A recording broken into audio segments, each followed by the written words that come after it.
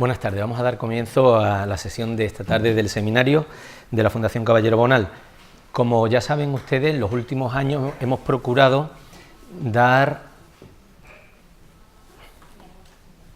entrada a otras disciplinas, no solamente la literaria, para que otros compañeros, no de lengua y literatura, otros compañeros de otras especialidades también se sientan integrados en nuestro seminario.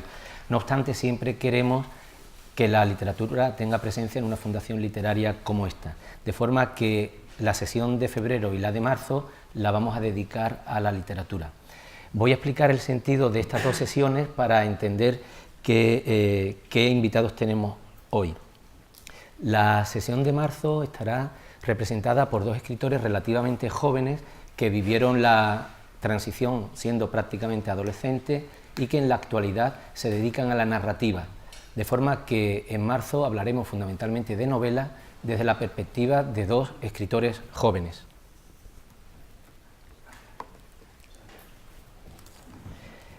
Y en esta de febrero hemos pensado dedicarla a la poesía. Y notarán ustedes también que son dos personas las que hoy nos van a acompañar, el profesor Aznar Soler, que está ya sentado en la mesa, y Ana Rossetti, la escritora, que se sentará a continuación. Son dos personas algo más mayores que estos dos escritores que nos acompañan en febrero, con lo cual vivieron la transición ya en una primera persona adulta, podemos decir. Queríamos dedicarle el día de hoy a la poesía, y cuando Pepa, Manolo y yo nos reunimos estuvimos viendo cómo afrontar este campo tan diverso. Y queríamos hablar de la poesía de la transición. Lo primero que se nos vino a la cabeza era tirar del hilo de los novísimos, porque tuvieron ese tirón comercial y mediático al principio, pero muchos de aquellos novísimos todavía siguen escribiendo y por tanto pueden defender su poesía por sí solos. Luego pensamos en algunos otros poetas que empezaron a mitad de los años 70, algunos poetas del silencio que devino en aquello que se llamó la poesía de la diferencia, o en otros poetas más realistas y figurativos que terminaron siendo los de la experiencia, pero escarbando nos dimos cuenta de que había ahí un material menos conocido que procedía de la poesía del exilio. Si bien es verdad que los poetas del exilio han sido en parte o en buena medida ya estudiados, casi todos ellos han sido estudiados en su primera fase, la primera, la que tiene que ver con el primer impulso del desgarro que supone el exilio en los años 40 y 50. Pero nos dimos cuenta que era el momento de restituir también a estos poetas que vuelven a la península en torno al año 75, la llegada emblemática del 77 de Alberti, y ver cómo habían afrontado desde la poesía aquellos años de la transición. Para eso queríamos contar, como siempre intentamos hacer, con alguien que de verdad sepa de lo que habla. Y en este caso nos acompaña el profesor Manuel Aznar Soler, al que le doy las gracias por estar con nosotros, porque tiene ciertamente una agenda bastante comprometida con las clases que da como catedrático de literatura española en la Universidad Autónoma de Barcelona, pero también como especialista muy renombrado dentro del mundo del hispanismo en el exilio, que le lleva a viajar constantemente por España y por otros países latinoamericanos preferentemente, o del centro de Europa. Aznar Soler es un profesor conocido por algunos porque comenzó desde muy pronto a trabajar en el teatro y ha tenido una línea de investigación muy vinculada al teatro, con estudios sobre Valle Inclán, un escritor que muere en la misma guerra civil, y con otros que nacen apenas termina la guerra civil, como es el caso de Sanchís y Sinisterra, o algunos más jóvenes como Juan Mayorga. Es decir, la línea del teatro siempre ha estado presente en sus investigaciones, pero poco a poco se fue decantando hacia el exilio, y lleva 40 años dedicado a restituir la literatura del exilio republicano del año 39. En internet se puede encontrar todos los libros que ha publicado, que son muchísimos, todas las conferencias, artículos, antologías, ediciones críticas. Ha trabajado a autores de primera línea, autores prácticamente desconocidos, ha trabajado el mundo de los libreros, de los editores, de las revistas, es decir, ha intentado establecer un verdadero mapa literario del exilio. Es una fiera como investigador, pero no solamente quiero destacar ese papel individual a la hora de investigar, sino sobre todo la capacidad que ha tenido para liderar a un grupo de gente desde hace 30 años en esto del exilio. Cuando él comenzó a estudiar el exilio en los años 80, realmente se había estudiado muy poco. Se estudiaba a Alberti y a los cuatro más notorios escritores de la República, pero había muchísimos que habían caído en el olvido. Él empezó a entusiasmar a gente y a reivindicar esa literatura escrita fuera de la península con otra gente, y creó en el año 93, hace ahora ya 25 años, el GESEL, un grupo de estudios del exilio literario. Es uno de los grupos de investigación literaria más activos de España. En estos 28 o 25 años no para de sumar proyectos de investigación, lo que ahora se llaman los I+D, y de publicar, y de entusiasmar a gente joven que se va sumando con tesis doctorales. De todo eso, yo lo único que quisiera señalar es una nota bibliográfica. Cuando pase el tiempo estaremos en deuda por todos sus trabajos que ha publicado en la editorial Renacimiento. Ha tenido la suerte de encontrar en Abelardo Linares otro apasionado del exilio, y ha habido ahí una conveniencia mutua que ha dado de sí muchos frutos, ¿no? Este diccionario de escritores, de editores, de revistas del exilio republicano del 39 tiene 2.400 páginas y 4 tomos. Sin lugar a duda es la obra de referencia de los estudios sobre el exilio. Así que tenemos una autoridad. Es difícil destacar, porque parece que siempre estamos echando flores a nuestros invitados, pero es que es verdad que cada vez que presentamos a uno es porque es una referencia en el campo del que va a hablar. Y en este caso de verdad que lo es. En el campo del exilio hay muy pocas personas en el mundo del hispanismo que tengan la autoridad intelectual y moral de Manuel Aznar Soler. Así que estamos de enhorabuena con nuestro invitado de esta tarde. Manolo, cuando quieras.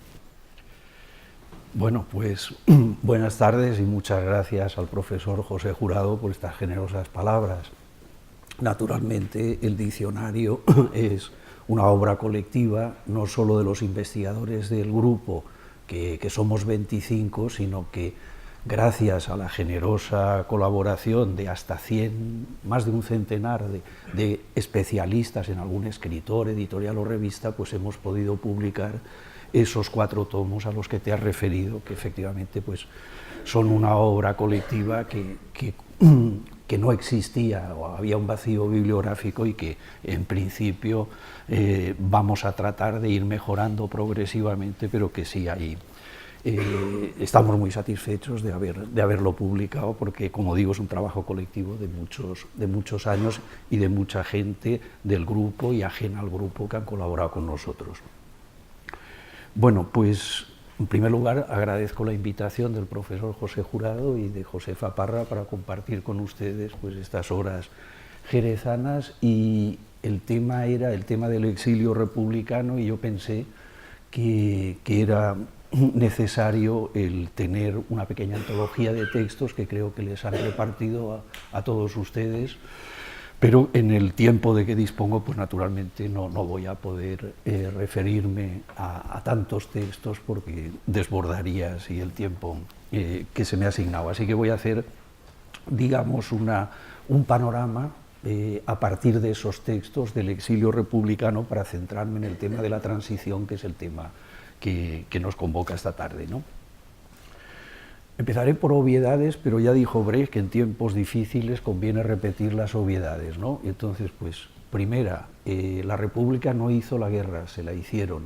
Es importante tenerlo eso presente, porque hay un latiguillo que a mí me molesta bastante, que es decir República y Guerra Civil, como si la Guerra Civil la trajera la República, ¿no? Cuando habría que partir y decir Guerra Civil y franquismo, más bien, ¿no? Bueno, lo segundo es que sabemos todos que las guerras no las ganan las letras, sino las armas.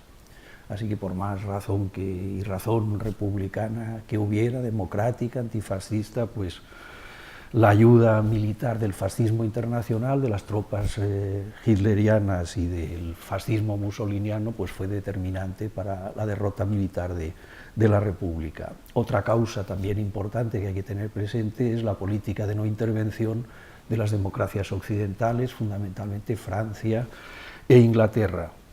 La política de no intervención fue una manera de intervenir, como otra cualquiera, y objetivamente a favor del fascismo internacional, y se vieron los resultados, y estas naciones pagaron luego con la Segunda Guerra Mundial esa actitud de no intervención.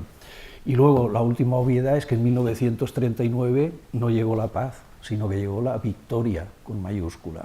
¿Y esa victoria qué significaba? Significaba la cárcel, el fusilamiento y por tanto la mayoría de los vencidos republicanos, pues entonces la mayoría, en fin, ojalá hubiera sido la totalidad, tuvieron que exiliarse. Al fin y al cabo, los exiliados republicanos que atravesaron la frontera francesa fueron unos privilegiados, a pesar de la acogida y su primera experiencia en campos de concentración, pero salvaron la vida, lo perdieron todo, pero salvaron la vida. Escojo, por ejemplo, a un poeta como Miguel Hernández, que atravesó la frontera equivocada por Portugal y entonces fue devuelto a la policía franquista, y ya sabemos entonces que el franquismo lo dejó pudrirse en las cárceles hasta que murió en Alicante en marzo del 42. Es decir, que los vencidos republicanos que no pudieron exiliarse, entonces padecieron directamente la victoria con mayúscula, esa represión, esas cárceles y esos fusilamientos. En 1939, el último episodio, que es un episodio dramático o trágico, es esos vencidos republicanos que están en un muelle, en los muelles del puerto de Alicante, esperando los últimos barcos que puedan sacarlos de España. Y hay un texto muy conocido, pero que no me resisto a leer porque no es muy largo, de Max Aub, en una de sus novelas del Laberinto Mágico, la que se titula Campo de los Almendros, que es un homenaje a los exiliados republicanos y que tiene mucho que ver con el tema de la memoria, del olvido, que es una constante desde el año 75 y desde que se produce la transición. Así que leo este breve fragmento que me parece, como digo, un homenaje emotivo y conmovedor de Max Aub hacia estos republicanos que están en el puerto de Alicante en marzo de 1939. Habla un padre a un hijo.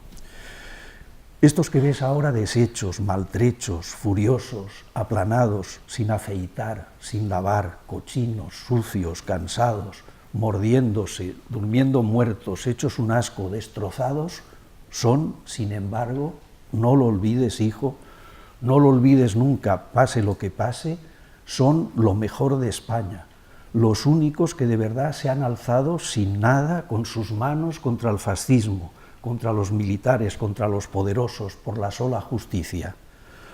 Cada uno a su modo, a su manera, como han podido, sin que les importara su comodidad, su familia, su dinero. Estos que ves, españoles rotos, derrotados, hacinados, heridos, soñolientos, medio muertos, esperanzados todavía en escapar, son, no lo olvides, lo mejor del mundo. No es hermoso, pero es lo mejor del mundo. No lo olvides nunca, hijo, no lo olvides. Se me olvida decir que este texto creo que lo tienen ustedes en la página 17, este fragmento.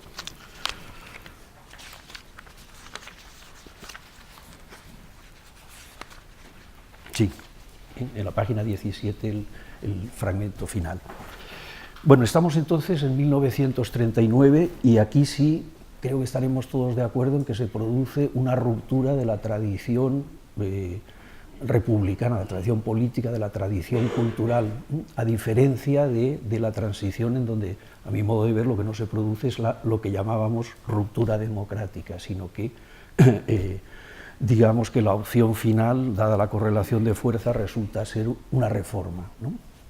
Ahora, en el año 39 sí que hay una ruptura de toda la tradición intelectual, cultural, republicana, la memoria republicana y antifascista, que es esta que reivindica este padre a su hijo, ¿no?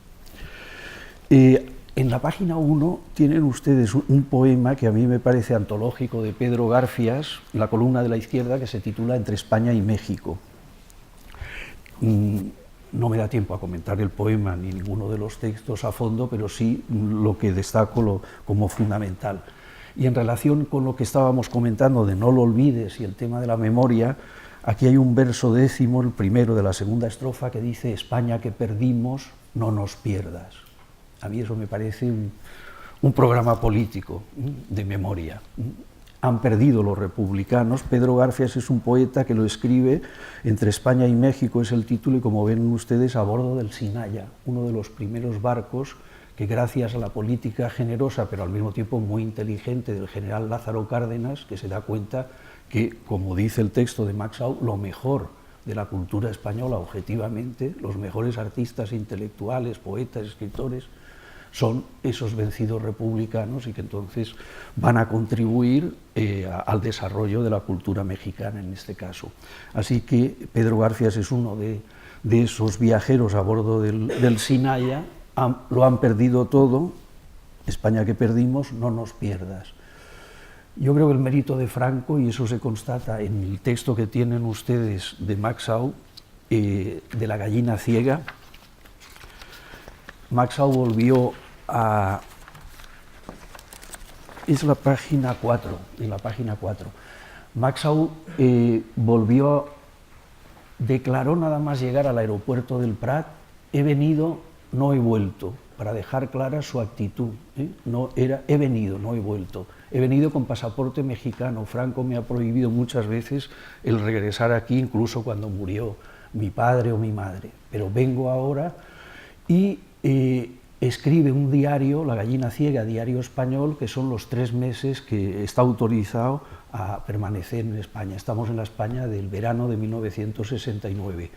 Y Max Au lo que descubre, y creo que a pesar de sus expectativas y de sus previsiones se siente desbordado, es como, digamos que Franco los ha derrotado por segunda vez. Los ha derrotado en el año 39 y 30 años después lo que ha borrado es la memoria republicana por completo. Nadie sabe quién es Max Au, nadie sabe quiénes son la mayoría de esos escritores, artistas, intelectuales, y digamos que el olvido, ese sí es la muerte definitiva, y digamos que en La gallina ciega, Max Au, ese dolor es un dolor muy profundo que se le ha revelado, la victoria por segunda vez definitiva de Franco, porque ha borrado la memoria republicana y antifascista en el pueblo español. Bueno, para mí es muy importante en este poema al final, el poema de Pedro Garfias, porque marca una nueva actitud del republicano español ante el continente americano. Estamos hablando de México y entonces el referente es la conquista y Hernán Cortés. El segundo referente son los gachupines, que es la forma despectiva con que se llama en México al emigrante económico español que ha ido a enriquecerse y a explotar al indio, ¿no?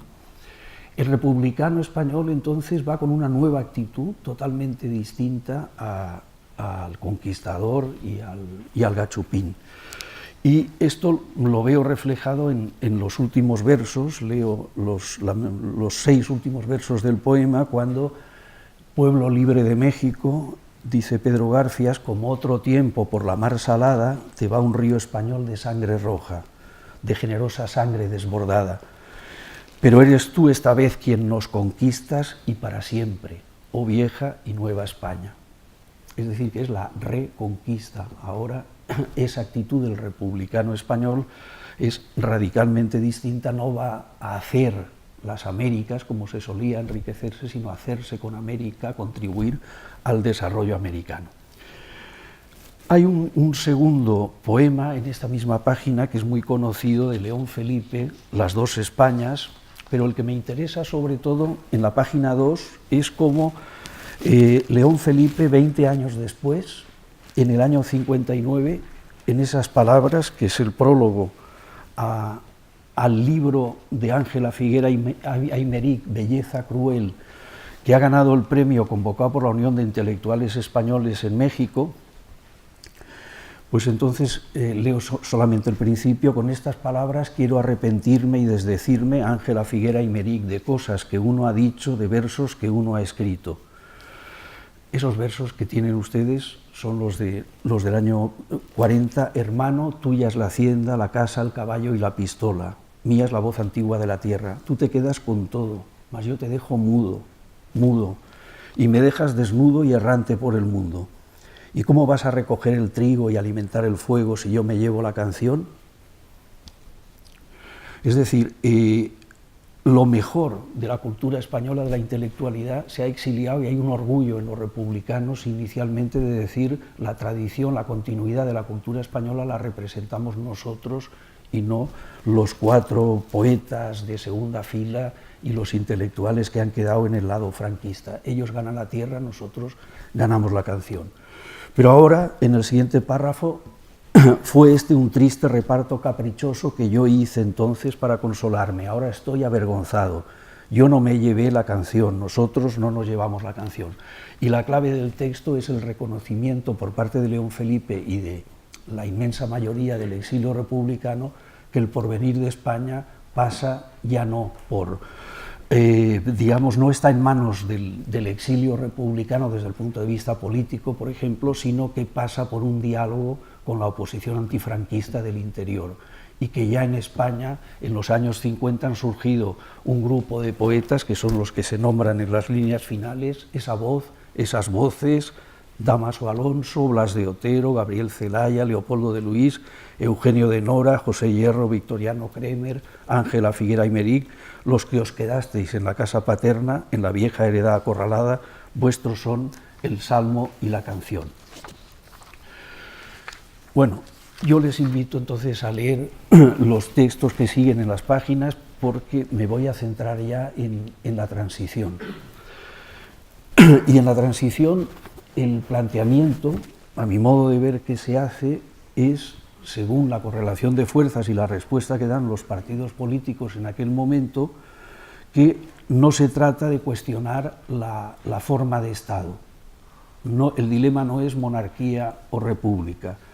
El dilema va a ser dictadura o democracia. Y si se quiere salir de una dictadura, entonces digamos que las fuerzas franquistas reconvertidas a democráticas van a protagonizar ese proceso de transición política. El dato objetivo está en las elecciones, en las primeras elecciones del año 77, que las gana la Unión de Centro Democrático, encabezada por Adolfo Suárez. Así que, por tanto, se margina la cuestión de la República y sabemos los partidos pues, que aceptan finalmente la monarquía como forma de Estado. El problema de fondo para mí es que no se produce esa ruptura democrática. No hay ruptura, sino que hay reforma, y una reforma conducida por el neofranquismo convertido ahora en fuerza democrática, que impone una serie de condiciones que acepta la oposición o la izquierda democrática en aquel momento y que se sintetizan en ese dilema de amnistía por amnesia. Es decir, que se concede una amnistía y ahora vemos, y está muy cuestionada, creo que con razón, la ley de amnistía de entonces, porque se amnistían al exilio republicano, pero naturalmente también a todo el franquismo que sale absuelto de todos los crímenes desde la guerra civil hasta el año 75. Y esto es lo que en estos momentos pues, nos duele, supongo, a todos, ¿no? Esa amnistía que en ese momento se tuvo que suscribir en aquellas condiciones. Ahora lo que me interesa más sobre todo es lo de la amnesia. A cambio de esa amnistía, borrón y cuenta nueva, y entonces no hagamos cuestión del pasado franquista de nadie. Así que, por ejemplo, pues Manuel Fraga democráticamente es elegido sucesivamente presidente de Galicia como demócrata de toda la vida, que lo ha sido, como sabemos todos, ¿no?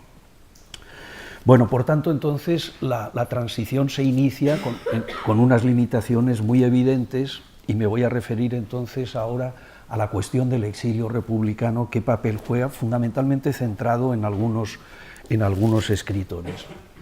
Por ejemplo, en la página 5 tienen ustedes el currículum vitae de un dramaturgo que se llama Álvaro de Orriols, exiliado en Bayona, en Francia, desde el año 39 hasta que muere. Pero ese texto, como ven al final de la página, Bayona, Francia, octubre del 76, está escrito en esa transición. En este texto cuenta muy brevemente su trayectoria, que no voy a leer. A mitad de página dice: finalmente la amnistía franquista me abrió de nuevo, como a otros escritores exiliados, la puerta chica del regreso, y la Sociedad de Autores de España me reinstaló en mis derechos de los que me habían desposeído el año 39.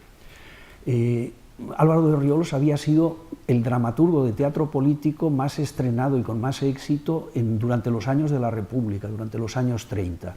Pero luego, cuando se va al exilio y se va además a Francia, pues naturalmente no tiene ninguna facilidad para estrenar en español. Los que se van a América, pues tienen, digamos, objetivamente más posibilidades de colaborar en la prensa, de publicar libros en castellano que los exiliados que están en Francia. Salto 3 párrafos y lo que me interesa es plantear, digamos, el gran problema que va a vivir el exilio, inmediatamente el exilio republicano en la transición. Escribe Orriols: la amnistía me abrió las puertas del regreso a España, pero mi familia de hoy, por el casamiento de mi hija, se me volvió francesa. 7 nietos me ligan a esta tierra que me dio asilo y por eso he fijado en ella mi residencia definitiva. Es decir, que cuando las condiciones objetivas permiten el regreso de los exiliados republicanos, y este es el texto que les invito a leer porque me parece que es magistral, el de la página 6, de Adolfo Sánchez Vázquez, Fin del exilio y exilio sin fin, que me parece que es un título muy revelador, en el sentido que estaba hablando yo ahora sobre Orriols, es decir, fin del exilio. Objetivamente ahora hay una ley de amnistía por la cual pueden regresar los exiliados, pero ahora van a descubrir que su exilio no tiene fin, y una pista nos la ha dado, por ejemplo, Álvaro de Orriols. Es decir, la segunda generación, sus hijos, sus nietos son ya franceses. Ellos ya tienen un problema de identidad, han arraigado también en otra tierra. Entonces, en el momento en que objetivamente, políticamente pueden vivir, si regresan, esa inserción o esa integración en la realidad española va a ser una realidad muy difícil. En este sentido, lo enlazo con otro texto que es de José Martín Elizondo, que tienen ustedes en la página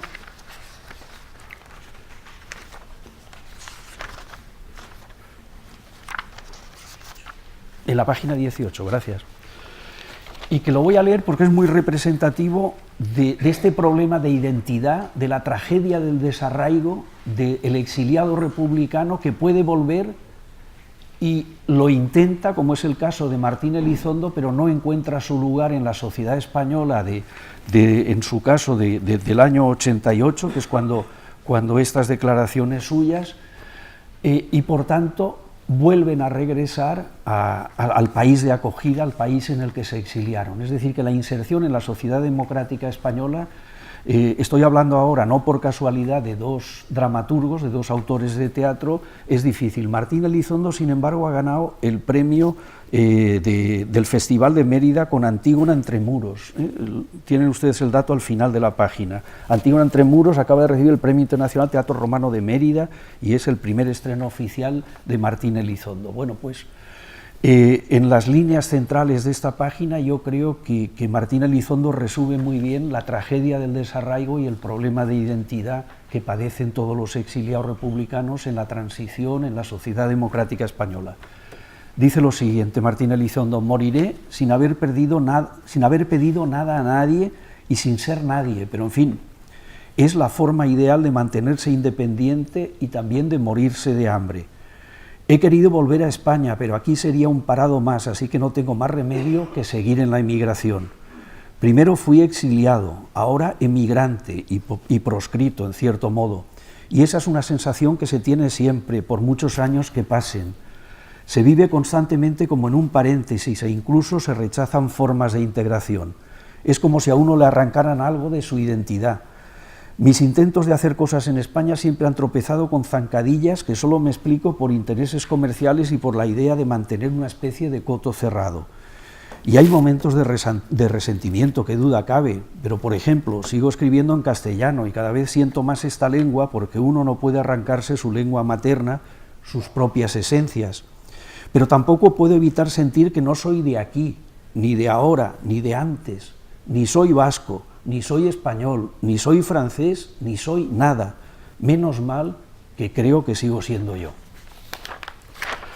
Vuelvo al texto de Adolfo Sánchez Vázquez, el que tienen ustedes en la página 6, porque me parece que es un ensayo magistral, es un ensayo de 4 páginas. Adolfo Sánchez Vázquez es uno de los grandes filósofos marxistas, o quizá el filósofo marxista más importante del siglo XX en lengua castellana. Ha sido catedrático durante muchísimos años en la Universidad Nacional Autónoma de México y este ensayo, como digo, me parece que sintetiza perfectamente el problema de estos exiliados republicanos en la transición. Como ven ustedes, es un texto escrito en México en marzo de 1977. Y leo un fragmento a mitad de página en donde dice: el exiliado vive siempre escindido de los suyos, de su tierra, de su pasado, y a hombros de una contradicción permanente entre una aspiración a volver y la imposibilidad de realizarla. Tiene por ello su vida un tinte trágico. Esa contradicción permanente, como digo, es la que viven con angustia los exiliados en la transición democrática, los que objetivamente o políticamente ahora pueden regresar a España, y quienes lo intentan, como el propio Sánchez Vázquez, pues entonces regresan de nuevo a México porque objetivamente dice se puede volver, pero el tercer párrafo, empezando por el final, y entonces el exiliado descubre con estupor primero, con dolor después, con cierta ironía más tarde, en el momento mismo en que objetivamente ha terminado su exilio, que el tiempo no ha pasado impunemente y que tanto si vuelve como si no vuelve, jamás dejará de ser un exiliado. Este ensayo, cuando lo leímos en nuestro grupo en el año 94, me parece que nos impresionó el final que adoptamos como lema de nuestro primer congreso internacional. Esa línea final en donde dice Sánchez Vázquez: lo decisivo no es estar acá o allá, sino, en cursiva, cómo se está. Que me parece que es, vamos, que yo al menos suscribo íntegramente. Bueno, entonces voy a ajustarme al tiempo, voy a hablar, he elegido, quizá como homenaje a Cádiz, he elegido como protagonistas de la transición a Rafael Alberti, a José Bergamín. Y me voy a referir rápidamente a páginas 7 a 11. Como ven ustedes, la página 7 es una portada del semanario Triunfo, que al menos mi generación creo que leíamos como la Biblia, vamos, semanalmente. Era la ventana al mundo libre. Ahora, este número 704, como ven, es de 24 de julio del 76. Franco ha muerto el 20 de noviembre del 75 y las temporadas teatrales sabemos que van de septiembre a junio, y por tanto la primera temporada teatral democrática es la que empieza en septiembre de 1976. Y en ese momento lo que se produce y anuncia este título, Vísperas Españoles, de Alberti y María Casares, es el estreno en España de la Defesio de Rafael Alberti, septiembre de 1976. Reúne a dos mitos del exilio republicano, que son, por una parte, Rafael Alberti, que tiene además una significación política clara como militante comunista, y luego tiene a María Casares, que es la gran actriz francesa, hija de Santiago Casares Quiroga, que se ha exiliado a Francia y que ha triunfado en lengua francesa, con una formación francesa, hasta convertirse en cine y en teatro, pues como digo, en una de las grandes actrices francesas. Ella no ha vuelto a España y en la transición pues está deseando volver, pero no quiere hacerlo. Leerán ustedes la entrevista si tienen interés. Dice que no quiere volver como turista, que está buscando un pretexto para regresar a España como lo que es, como una actriz. Y eso se lo posibilita entonces el estreno en España de Rafael Alberti.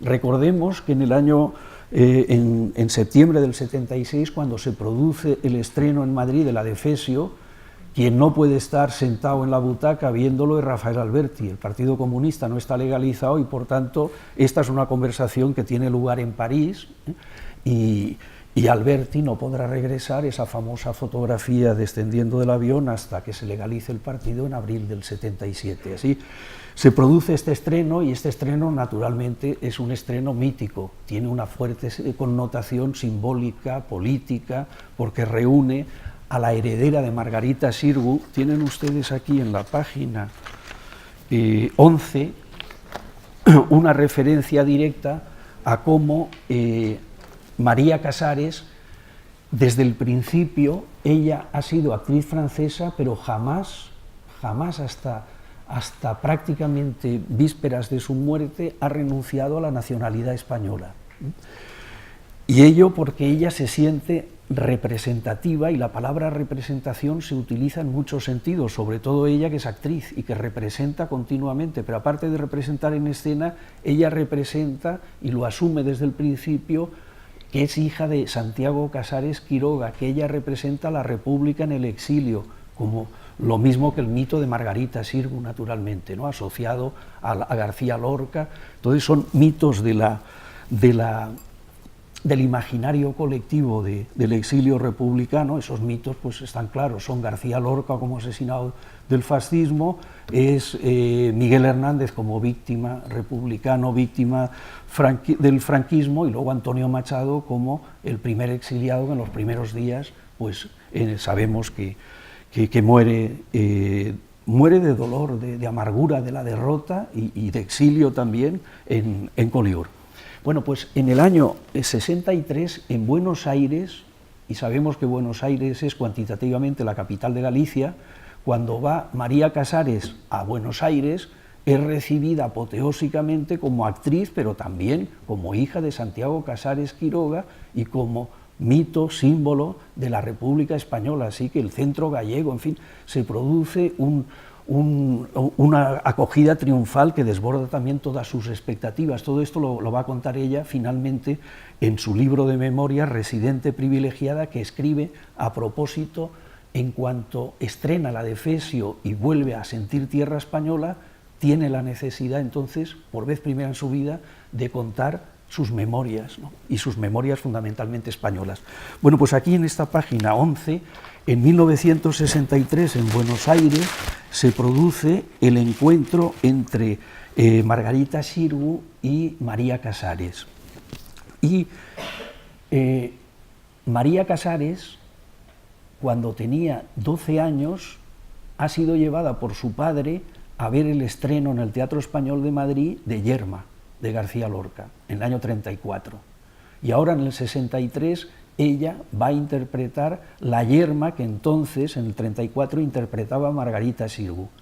Margarita Xirgu está enferma, ya es anciana, y en este momento en Buenos Aires ella dirige Yerma, pero quien interpreta el papel de Yerma es María Casares. Y María Casares, aquí en un fragmento de esta entrevista, dice, en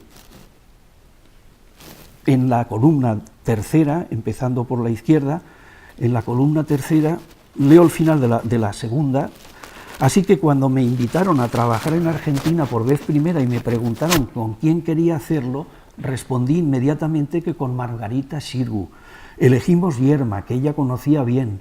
Creo que yo trabajé con Margarita en un momento en el que se separaba del teatro, quizá porque después de tantos años de trabajo había llegado a ese punto en el que cuesta seguir. Pienso que pese a ello aceptó hacer Yerma porque lo vimos, atención a esto, porque lo vimos como una especie de transmisión de algo, el paso de una persona a otra, con su carga simbólica. En definitiva, estoy muy contenta de haber trabajado con Margarita, incluso en las condiciones en que lo hice.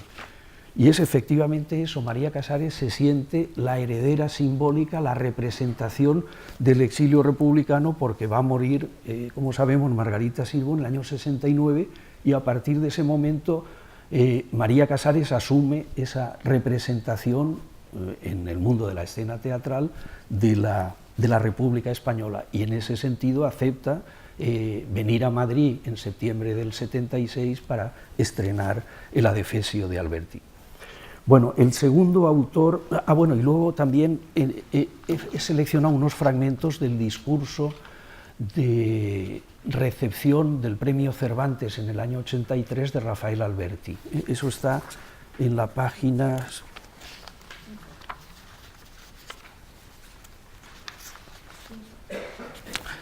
15, sí, página 15, 16 y la mitad del 17.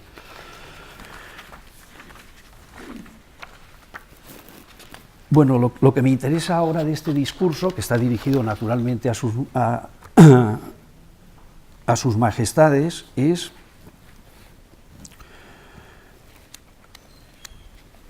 pues voy al final directamente, que es lo que creo que puede tener mayor interés. Majestad, leo el párrafo final. Cuando le vi por primera vez en la Embajada de España ante el Vaticano en Roma, tal vez recuerde que al momento de estrecharle la mano le entregué un breve escrito firmado por un grupo de exiliados españoles en Italia, suplicándole la amnistía para los muchos presos que aún quedaban en las cárceles de nuestro país. Ese fue mi primer humano contacto con Su Majestad y con la reina doña Sofía, que lo acompañaba.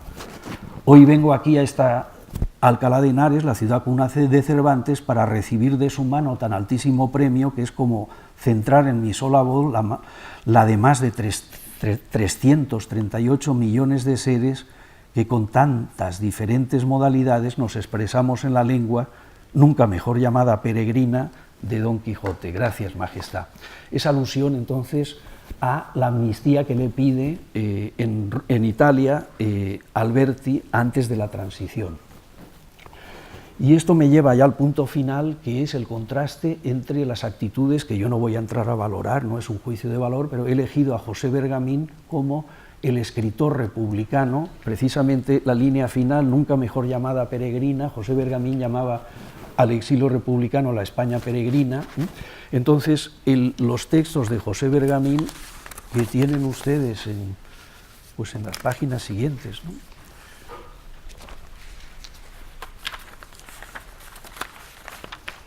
¿Me dices cuáles son? Pues me he hecho un lío. ¿Hay un cuento de Bergamín? Sí. No, pero me refiero a las páginas finales. No.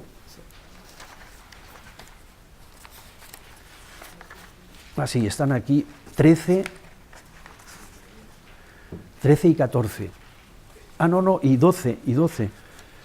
La 12 me interesa porque elige Bergamín. Es una sección que tiene en el semanario Sábado Gráfico que se llama Las cosas que no pasan. Y lo he elegido porque Bergamín representa al republicano insobornable que no acepta las condiciones de la transición. Es decir, que para él era una cuestión central la forma de Estado, y ha visto cómo, por ejemplo, el Partido Comunista de Alberti y el Partido Socialista han aceptado la monarquía. Entonces él es como, digamos, la oveja negra de los republicanos, que va a seguir defendiendo permanentemente, y he elegido una serie de textos en este sentido. Va a defender la República hasta el punto de que en la página 14 tienen ustedes: los partidos republicanos no se pudieron presentar en las primeras elecciones, estaban prohibidos, pero luego sí. Y Bergamín se presenta, esos son los carteles electorales: un senador por la cultura, la libertad y la república, vota candidatura unitaria de Izquierda Republicana, donde no sacó demasiados votos en ese momento.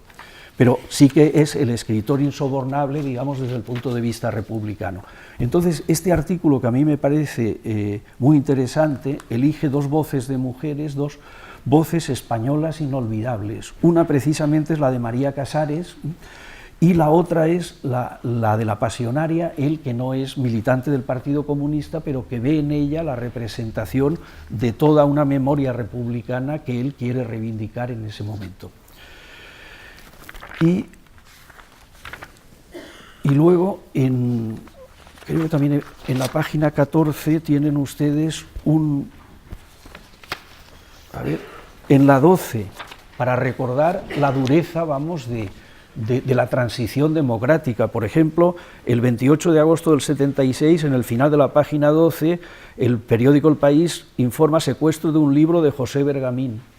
Así que se están secuestrando libros y, en fin, los que tenemos memoria de la transición, pues sabemos atentados de extrema derecha a las librerías. Hay, digamos, unos años de dureza en esta lucha hegemónica por la hegemonía cultural. Y luego hay el fragmento de la página 14 de un texto censurado que se titula El error monarquía, donde es una durísima crítica a la monarquía que ha instaurado esta transición democrática. Creo que estoy hablando ya demasiado, ¿no? Voy a acabar. Y por último, hay una fotocopia de Francisco Umbral, son las páginas finales, la 19 y la 20,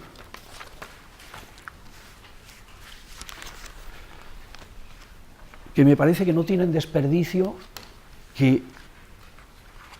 porque retratan quién era Francisco Umbral en relación con todos estos temas, y porque representa, digamos, la voz de los escritores que han vivido en el interior, en la dictadura franquista. ¿Cuál es su actitud en la transición hacia los escritores republicanos? Y vamos a ver cómo... gracias. Y vamos a ver cómo hay un desprecio absoluto, es decir, hay una lucha por la hegemonía, por el canon. Se va a construir el canon literario.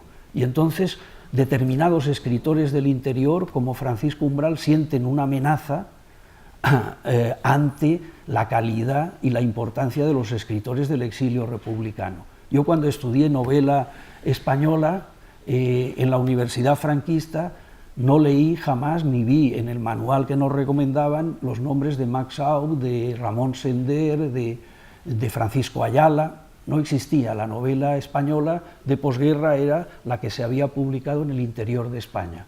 Entonces, en la transición lo que se produce es una lucha por la hegemonía en el canon, y ahora se van a tener que integrar grandes escritores que han sido silenciados, olvidados por la dictadura franquista. Entonces la recepción por parte de escritores como Francisco Umbral me parece que son muy interesantes. Recordarla. Voy a referirme solo en la página 19, columna de la izquierda, el final, penúltimo párrafo. Lo que pasó con la vuelta del exilio y la difusión de sus libros tras el primer deslumbramiento es que no pasó nada. O sea, que los buenos seguían siendo los buenos, los que ya se sabía, y los malos o mediocres siguieron siendo malos, más el agravante de una prosa o una poesía detenida medio siglo antes. Los grandes, dice Juan Ramón, casi todo el 27, Alberti, Bergamín y poco más. Los Ayala, Sendero, Nis, Andújar, Barea, Rejano, Domenchina, etcétera, disfrutaron la gloria y ventaja de la guerra y el exilio. Le debían su grandeza a Franco, y no digamos Max Aub. Una buena página de Cela vale por casi todo el exilio. Aparte, vamos directamente por cuestión de tiempo a leer, por ejemplo, lo que dice, que me parece que es, en fin, no quiero comentarlo, lo que dice Cela sobre Max Aub, página 20, la columna de la izquierda al final. Max Aub era un señoruco que ni siquiera era español, sino un viajante de comercio suizo que llegó a España y se quedó. Su prosa es la que puede esperarse de un viajante de comercio suizo. Su mejor libro es un falso libro, La invención de José Torres Campanal, un doble apócrifo de Picasso inexistente que lanzó muy seriamente al mundo. Todos los críticos de arte empezaron a escribir sus recuerdos de Campanals, que no había existido nunca. Esta desmitificación de las vanguardias es reaccionaria, pero Max Aub la hizo muy bien. A poco de venir nos dio una lectura de su teatro en la Saleta del María Guerrero. Allí estaba Buero y toda la juventud progre de los 70. Nuria Esper, como había poca luz, sostenía una lámpara sobre la cabeza del escritor, como ese personaje del Guernica que sale con una lámpara, o como la Estatua de la Libertad. El teatro de Max Aub, mayormente leído, era realista, coñazo, pesado, intolerable, pero nadie dijo nada. Lo cierto es que no se le ha representado. Otro día, Max Aub, en su Semana del Duro, que hubiera dicho mi maestro Ruano, firmó libros en la librería Cultar, que era una empresa altruista y ruinosa de Ruiz Jiménez, como todas las suyas, en Bravo Murillo, me parece, esquina la Glorieta de Quevedo. Tuve que ir con una amiga progre a ver al viejo, al señoruco. A mí no me interesaba nada y me dediqué a robar libros. Al poco tiempo cerraba la librería con la explicación de que los lectores le robaban muchos libros. ¿Sería yo quien cerró Cultar? Luego pusieron allí una tienda de ropa tejana donde yo me compraba muchos vaqueros y ahora me parece que es una hamburguesería. En eso ha terminado la gloria fugaz de Max Aub. Parece que este texto, como los que dedica, que tienen ustedes ahí a Sender o Ayala, desmereciendo por completo, me gustaría saber qué había leído Francisco Umbral de Max Aub para escribir esto, o qué había leído de de Ramón Sender o que había leído de Francisco Ayala, pero coincide con una polémica que protagoniza Max Au en el verano del 69 con Emilio Romero, que es el director del periódico Pueblo, que es el órgano de los sindicatos verticales franquistas. Ese texto lo tienen ustedes también, a ver, está en la página... Sí, está en la página 3. Está en la página 3 y entra en polémica con Max Au porque están comparando... Emilio Romero está defendiendo la cultura del franquismo. Pero lo que me interesa sobre todo es decir que es una lucha de nombres.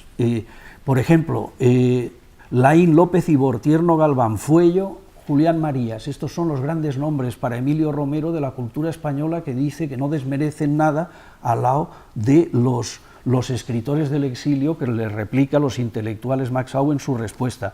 Pero lo que me interesa ahora es leer 4 líneas del artículo de Emilio Romero, donde dice, es aproximadamente la línea 15, el final del primer fragmento, del primer párrafo, dice: regresa un día Max Au y otros que vendrán, estamos en el año 69, por tanto Emilio Romero está pensando, estos exiliados, la agonía de la dictadura, estos van a acabar regresando y nos van a, como en el caso de Umbral, nos van a desplazar del canon, nos van a hacer sombra. Entonces, regresa un día Max Au y otros que vendrán, y aquí empezamos a adoptar un aire de mierdecillas de votos, esperando el juicio severo y definitorio de quienes arriban procedentes del túnel del tiempo. Es decir, la dureza en la descalificación, estos son fantasmas que vienen del túnel del tiempo, estos no tienen ningún valor ni ninguna calidad, y vienen aquí y todavía hay gente, mierdecillas de votos, que por ser exiliados republicanos los están encumbrando. Bueno, pues espero haber dado, algunos datos sobre la difícil recepción, la difícil integración del exilio republicano, de algunos escritores del exilio republicano español en la sociedad democrática de la transición. Muchas gracias.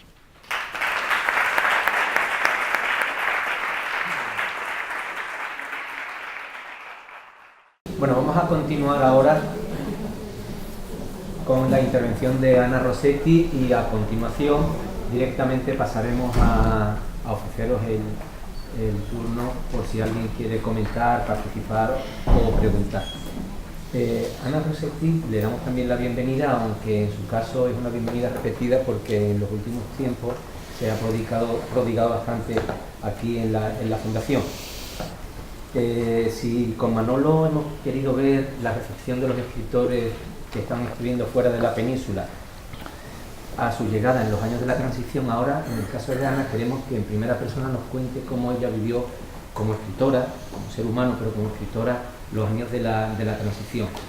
Ana Rossetti fundamentalmente es conocida como poeta, como uno de los grandes poetas españoles de la literatura reciente, pero no hay que olvidar que también tiene una carrera literaria que se abre a otro género, con novelas, con literatura infantil juvenil, con libretos de ópera, con textos teatrales. Por tanto, tenemos que presentarla, como se decía antes, como polifacética, ¿no? Una escritora polifacética y no solo como poeta. No obstante, sobre ella pesa mucho el impacto de su primer poemario, que la hizo tener un nombre propio en la literatura española. Al igual que Manolo Aznar vivió la transición en la universidad, leyendo Triunfo, por ejemplo, como alumno, como doctorando y luego como profesor, ella también vivió la transición, no ya en Barcelona como Manolo, en Valencia, Barcelona, el Mediterráneo Manolo, sino en Madrid, porque aunque nació aquí en nuestra provincia, en el año 68 se situó en Madrid y por tanto esos años del tardofranquismo y de la primera democracia los vivió allí en Madrid. Llegó a Madrid con la idea del teatro y se enroló rápidamente en filas de grupos de teatros independientes. Estaba en aquel tiempo muy interesada por el teatro, incluso se apuntó en una academia para ir a clases de escenografía y de vestuario, una academia donde daba clases, por ejemplo, Francisco Nieva. Le interesaba mucho el teatro en aquel tiempo, también la filosofía. Se matriculó en estudios de filosofía.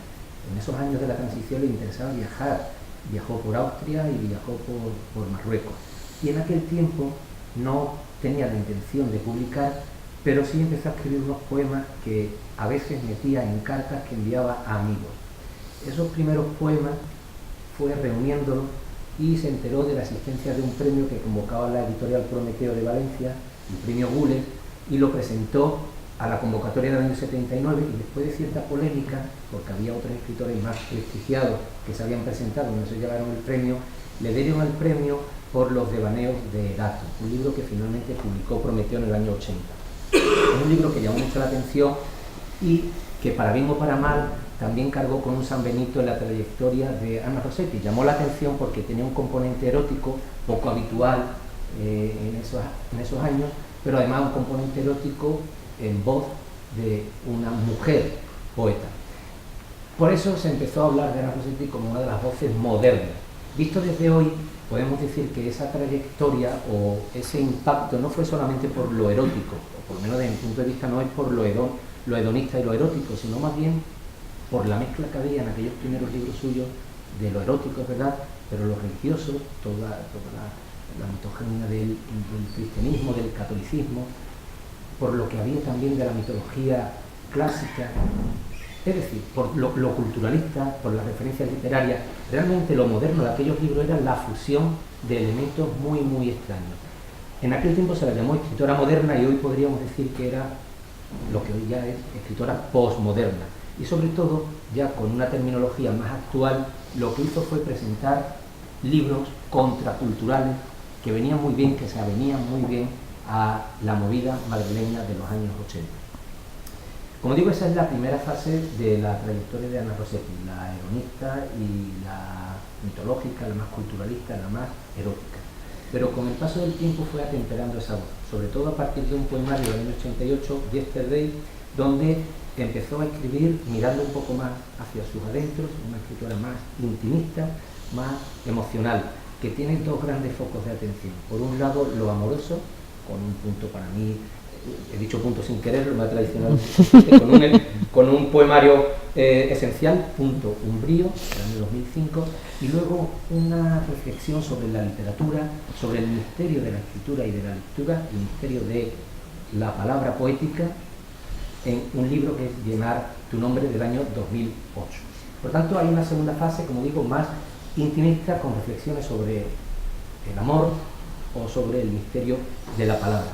Y cuando parecía que había tocado techo, en torno al 2010 apareció una primera entrega de un librito donde daba cuenta de lo que le había impactado a ella, no ya aquellas vivencias de joven contestataria de los 70, sino de mujer adulta que había viajado por el norte de África, por Oriente Próximo o por Latinoamérica, y había descubierto los feminicidios, no sé si lo he dicho bien, sí, en México, o los campos del Tinduf y los saharauis, o había visto ciertas guerras y gente del mundo palestino. Es decir, a partir del 2010 empieza en ella a resurgir no ya la rebelde contracultural, sino la rebelde cívica, la visión más revolucionaria desde el punto de vista ético y cívico, y comienza a escribir una serie de poemas que tienen poco que ver con aquellos primeros, aunque siempre de forma latente está la misma Ana Rossetti, que ha dado de sí un librito después de publicar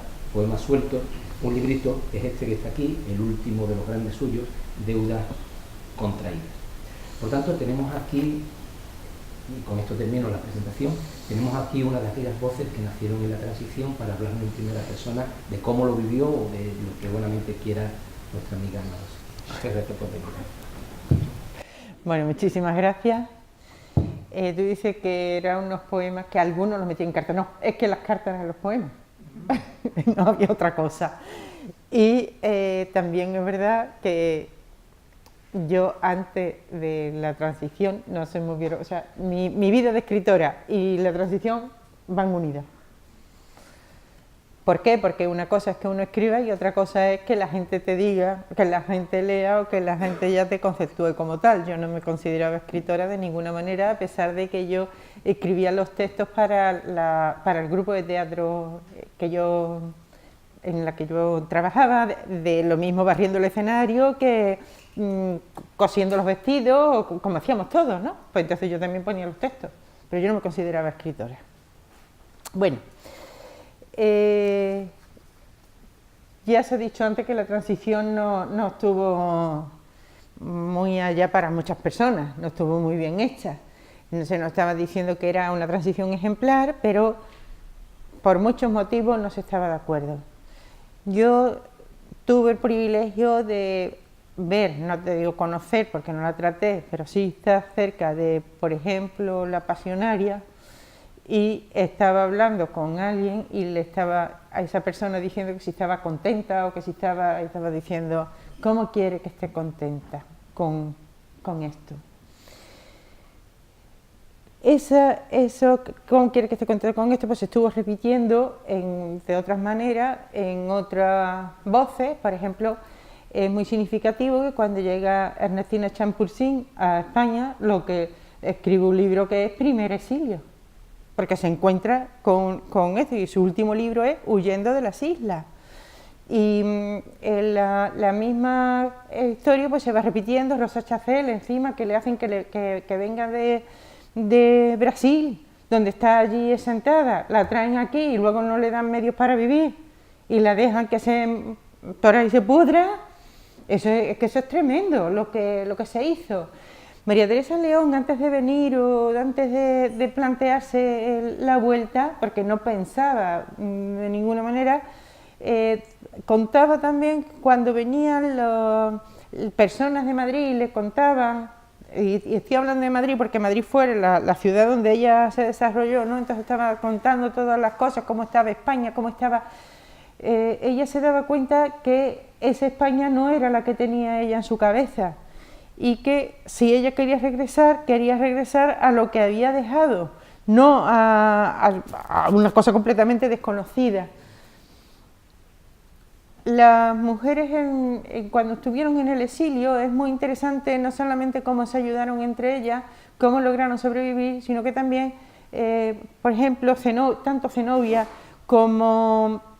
Bueno, Zenobia con exilio sin exilio, para lo que voy a contar, pero bueno, tanto Zenobia como María Teresa León, Elena Fortún, Ernestina Champursin, todas estas, Concha Méndez, esta gente trabajaron lo que nadie sabe, porque también tenían que sacar adelante a sus maridos. La Zenobia siempre, por eso digo, no hacía falta ir al exilio. Pero estas mujeres lucharon como locas. Y los maridos estaban deprimidos, y los maridos estaban, eso lo puede contar cualquiera en las memorias. Elena Fortún removió Roma con Santiago para poderse traer al marido aquí porque él no se hallaba allí en Argentina, y cuando ya ha conseguido que le den la visa, el marido se le suicida. O sea, cosas así, ¿no? O sea, estas mujeres pasaron tela. Ellas, sin embargo, pasaron telas, pero lograron o pretendieron adscribirse al país donde estaban. ¿Por qué? Dijeron, esto es lo que hay, y se acabó. Eso también Concha Méndez les daba mucha rabia a todos los exiliados españoles, nada más que hablando España, y decir, pero señores, estamos en México, que se nos meta en la cabeza. Y claro, eso por un lado tenía la contrapartida, cuando volvían, como se habían inscrito allí y ya tenían allí sus amistades, sus relaciones, su manera de vivir, pues luego llegaban aquí y se encontraban como seres extraños. Pero bueno, yo voy a hablar de mí, porque voy a hablar de mi experiencia, todo lo que voy a contar es muy subjetivo. La movida, que fue también con la transición, pues pasó lo mismo. Mucha gente al final se apuntaron, la movida fue una cosa, la movida que luego quedó en el imaginario de la gente es otra, y hay muchas personas que han renegado de la movida y que han dicho que no existía y que han dicho que seguía, bueno, mire, yo lo único que sé decir que a mí la movida me vino muy bien, no me puedo negar, porque yo ese libro de los Devanes de Erato lo publico o antes o después y no es lo mismo.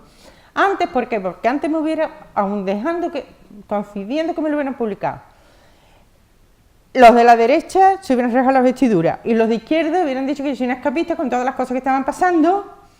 Yo no podía estar escribiendo esas cosas, yo tenía que estar escribiendo otra cuestión, ¿no? No del Erato. Tendría que estar con un poncho y una ocarina cantando las cosas. Bueno, para mí es que fue determinante el haber publicado Los demonios de Erato y haber estado en Madrid y estar viviendo esos años allí fueron determinantes para mi vida, que me cambió la vida. Fue como un antes y un después, porque me convertí en escritora, pero me convertí en escritora pero desde arriba, con justicia o sin justicia, fue así, ¿no? Esa parte de la movida que era tan eufórica, a mí me vino tan estupendamente y jiji, jaja, de verdad, porque fui muy feliz, pero también había puntos disidentes, porque no solamente los de la izquierda por problemas políticos, porque eran personas que habían estado toda la vida luchando contra un régimen, luchando contra unos ideales, luchando contra todas esas cosas, con peligro de cárcel, cuando hacíamos teatro que nos bajaran el telón y una vez en Sitges nos quisieron meter a la cárcel, no solamente la gente que estaban actuando, sino los que estábamos de público, porque era una obra de interacción con el público y claro, todo el mundo éramos cómplices del delito, pero bueno. Entonces, toda esta gente que estaban con estas cosas, que de repente se abra la veda y lo que se esté diciendo o lo que se esté cantando, pues sea, y yo caí enamorado de la moda juvenil o horror en el hipermercado, cosas de estas, pues se sentían muy estafados. Porque de repente se encontraban que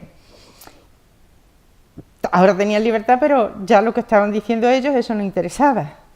Eso por un lado, estoy hablando ya en plan político, pero también en otras vertientes, pues existían también los punkis que estaban diciendo que no había futuro y que la vida era, esa vida que estábamos viviendo era una vida irreal, era todo burbuja y que, bueno, un escaparate de una cosa que me pareció preciosa para no sé qué, pero lo tendré que usar en algún tiempo, en alguna cosa, porque lo que estaba en el escaparate era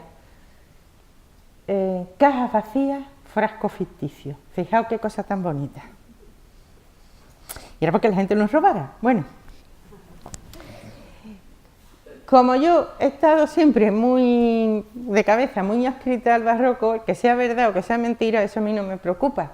Porque ¿quién dice que es la verdad lo que es mentira? Yo tengo muy en la cabeza este soneto de Argensola, que mira qué bonito es. Bueno, voy a decir lo último, ¿no?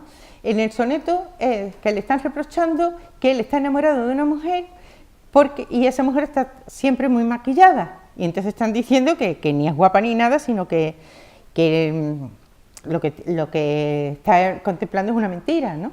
Pero él dice: más que mucho que yo perdido ande por un engaño tal, pues que sabemos que nos engaña sin naturaleza, porque ese cielo azul que todos vemos, ni es cielo ni es azul, lástima grande que no sea verdad tanta belleza. Cuando uno ya sabe qué pasa eso, porque más le da que es verdad o mentira. Si todo lo que vemos una estrella y no sabemos si esa estrella ya desapareció, que ya no está. Todo lo que nos queremos por nuestro sentido no tiene por qué tener que ver con la realidad, pero bueno. Lo que sí es verdad es que todas esas voces que estaban desencantadas también estaba adscrita a ese escenario tan brillante y era también necesario porque también recurriendo al barroco, pues los claroscuros se hacen así, que son tan impresionantes, todas esas sombras es lo que hacen que todas las cosas brillen, ¿no? En esa época hubo también otra cosa que me favoreció, y es que de repente la gente se dio cuenta que las mujeres escribíamos. Claro, no sé si porque pensaban que escribiéramos bien o mal, pero estábamos muy vistosas para sacarnos en los sitios. Nos sacaban en la tele, nos sacaban en las revistas, éramos unos objetos decorativos muy bien, y empezaron a hacer antologías de poesía de mujeres que, para que veáis que el que no importaba para nada que nosotros escribiéramos, que cuanto más distintas éramos, mejor. O sea, no convenía agruparnos por un tema, por una preocupación, por un estilo, no, era cogernos cuanto más así para que todos fuéramos piezas únicas y no se nos pudiera, no pudiéramos hacer una fuerza dentro del canon literario. Esa era una estrategia genial. No sé si habéis leído las afinidades electivas. En las afinidades electivas de Goethe, pues resulta una cosa, que están hablando ahí una conversación y están viendo cómo es útil que los hombres lleven uniforme y las mujeres vayamos vestidas a nuestra bola. ¿Por qué dicen ellos? Claro, en el momento que los hombres están vestidos de uniforme, están formando un cuerpo, una corporación, y las mujeres, pues así ellos nos distinguen, claro, para su cacería, no sé qué, y además también dice porque las mujeres siempre tenemos que estar solas, lo pone ahí, vamos, yo no he dicho nada. Claro, es la época en que los hombres se olvidan de todo el encaje, el joyerío, antes estaban en igualdad de condiciones que nosotros, o nosotros en igualdad de condiciones de ellos, y ellos descubren ya el gris marengo, ya se visten todos igual, ya se acabó.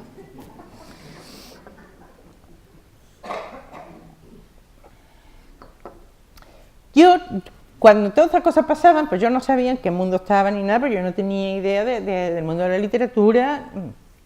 A ver, yo, una cosa es leer y otra cosa es el estar hablando con escritores, conocer a este, conocer a otro y sin saber las triquiñuelas. Y pues yo, bueno, pues si me tenían que hacer una entrevista, pues yo iba, si tenía que ir a la tele, iba y tal. No me arrepiento de nada de eso, lo que estoy diciendo que lo mismo que a mí, pues se lo hacían a otras muchas chicas y lo que le estaban haciendo, sí, vivir en un mundo ficticio porque luego se llevaron el batacazo. Y hubo no sé cómo deciros, a partir de un momento pues le dieron de lado, pero le habían subido tan alto y le habían dado unas expectativas que eso fue muy trágico para muchas otras, ¿no? Y bueno, pues nosotras, ¿verdad?, que éramos muy piropeadas, éramos muy paseadas, éramos muy fotografiadas, éramos muy comentadas, pero nosotros no teníamos nada que ver, como digo, con el canon literario. En el 13 de marzo de 1984 se abrió un debate en la tertulia de creadores que se llamaba Narrativa de la posmodernidad, y estaba Gregorio Morales, Vicente Molina Foilos, Antonio de Villena, Javier Barquín, José Tono Martínez, Luis Mateo Díez, Sardinita, José Antonio Gabriel Galán, José Luis Moreno Ruiz, Ramón Mairata. Entonces todos ellos hablando y pontificando, pues, cómo tendría que ser la literatura. Nosotras ahí, sí, para pasearnos, sí, pero aquí no teníamos opinión. Entonces, esto es lo que ellos concluyen cómo tenía que ser la literatura. Superación de la narrativa decimonónica y de la vanguardista, asunción completa del presente, precisamente para definirnos, negarlo y saltar por encima de él. Construcción de nuevas realidades que muestren horizontes desconocidos. Ser la reina de las artes, la avanzadilla de la renovación, la definidora de las modas. Erigirse en el juego lingüístico del entorno definidor y organizador de los otros juegos. Y pese a todo no buscar ninguna trascendencia, aunque sí el humor, la ironía, el desgarramiento, la belleza. Ser, en definitiva, tan variado y original como el universo y tan humilde como el intocable. Yo no sé esto cómo se puede hacer, cómo se puede llevar esto a la práctica, pero esto es lo que dijeron ellos. Menos mal que yo en ese momento no me enteré, ¿no? Porque de verdad, como yo todo con esas inseguridades, bueno, yo no tengo nada que hacer con este mundo, ¿no?, de la literatura. Bueno, la verdad es que a partir de unos años, ya, a pesar de que, como digo, estábamos muy así, a pesar de eso, a partir de unos años, ya no aparecemos en las crónicas de lo que es la movida.